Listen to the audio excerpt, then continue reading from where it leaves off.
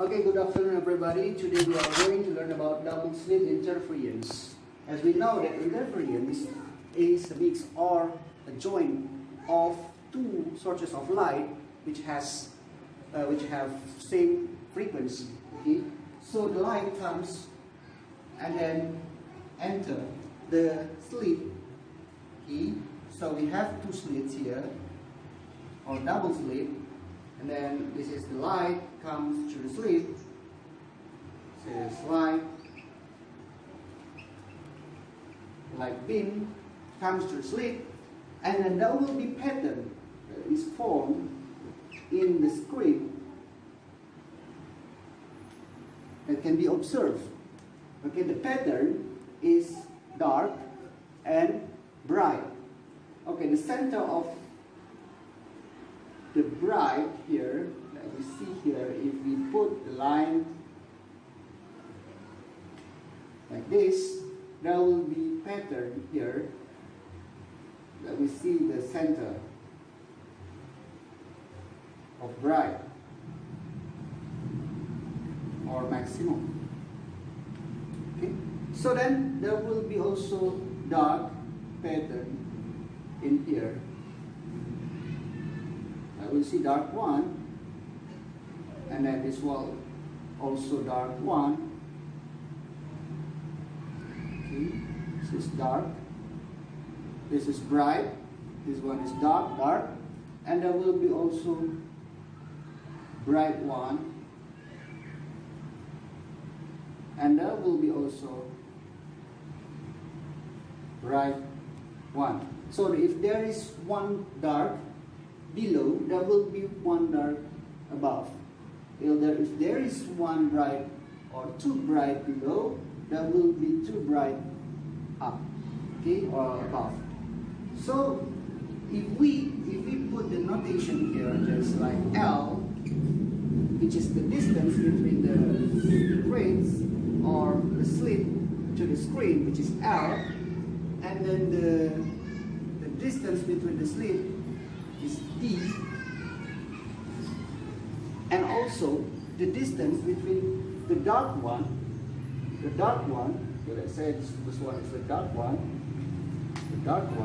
to the center is Y. So we are going to observe the equations of the double slit interference for the bright pattern. Okay? So if we are drawing here, if we draw the lines from this point, okay, from this slit to the bright one. Okay, so sorry for this one for Y, yeah, the distance from the bright one to the center, which is Y. So if we draw here from this point to the bright one, okay, like this, and then also we draw the line here from the second slit, and we draw the line that is perpendicular to the first one.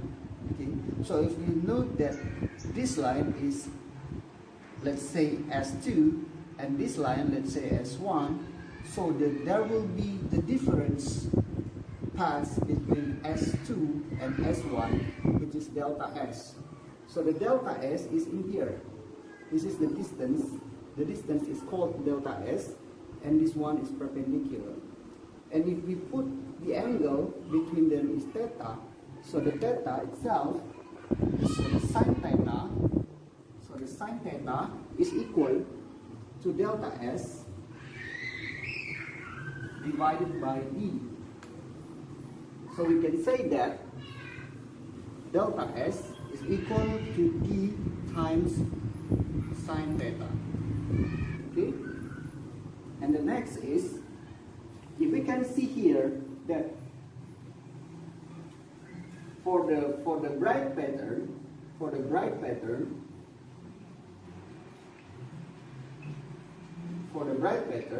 we can see that delta S is equal to M times lambda, which M is equal to 0, 1, 2, 3, etc.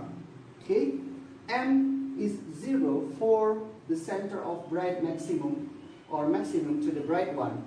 M is 1 is for the bright one, M is 2 for bright 2. Okay? So we can say that delta S is equal to M times lambda is equal to D sine theta. If we can see here that theta here is very small, so that we can say that sine theta is equal to tangent theta. Okay, so if we can see here that if we take one line from this point to this point, okay, so we can get this triangle perpendicular. We can see that theta, or the angle in here, will be the same with the angle in here, so that we can conclude that the tangent theta is also equal to y over L. Y over L. Okay, so we can see that m times lambda is also equal to d times y over L. This is the equations for bright pattern. Okay, what about the dark pattern or destructive interference? For the dark pattern, you can see that delta S is equal to m minus half times lambda, while m is started from 1, 2, 3, etc. Okay, so that we can see here that the formula of delta S is equal to m minus a half times lambda is also equal to d times y over L. So this is the equations for the dark pattern. Okay, or we can say destructive interference, and for this is constructive interference. Okay, may this video help us to understand about double slit interference. Okay, see you for the next video. Thank you for your attention.